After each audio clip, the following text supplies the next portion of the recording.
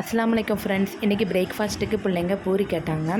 அதனால் சட்னி என் பொண்ணுக்கு ரொம்ப பிடிக்கும். அவங்களுக்கு பிடிச்ச மாதிரி சட்னி வச்சுட்டு, பையனுக்கு பூரிக்கு கிழங்கு இல்லாமல் சாப்பிடவே மாட்டாங்க. அவங்களுக்கு 2 கிழங்கு இருந்துச்சு. அதை கிழங்கு சூப்பராக ரெடி பண்ணியாச்சு. சப்பாத்தி மாவு பிசைஞ்சு வச்சுருந்தேன். அதை பூரி போட்டுடலாம் அப்படின்னு சொல்லிவிட்டு அம்மா தேய்ச்சி தந்தாங்க.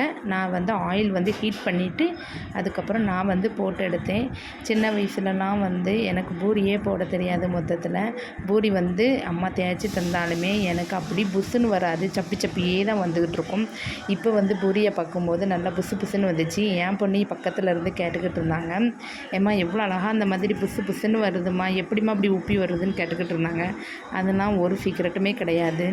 அந்த சப்பாத்தி தேய்க்குத பருவம் தான் இருக்குது. அதில் சின்ன கீரல் விழுந்தால் கூட இந்த மாதிரி புஸ்ஸுன்னு வராது, சப்பிப்பே தான் வரும்னு என் பொண்ணுகிட்ட சொல்லிக்கிட்டு இருந்தேன். அது மட்டும் இல்லை, ஆயில் ஹீட்டாக இருந்தால் பூரி சூப்பராக வந்துடும் அப்படின்னு சொல்லி என் பொண்ணுகிட்ட பேசிக்கிட்டே இருந்துட்டு பூரி அவங்களுக்கு தான் சட்னி வச்சு கொடுத்தாச்சு.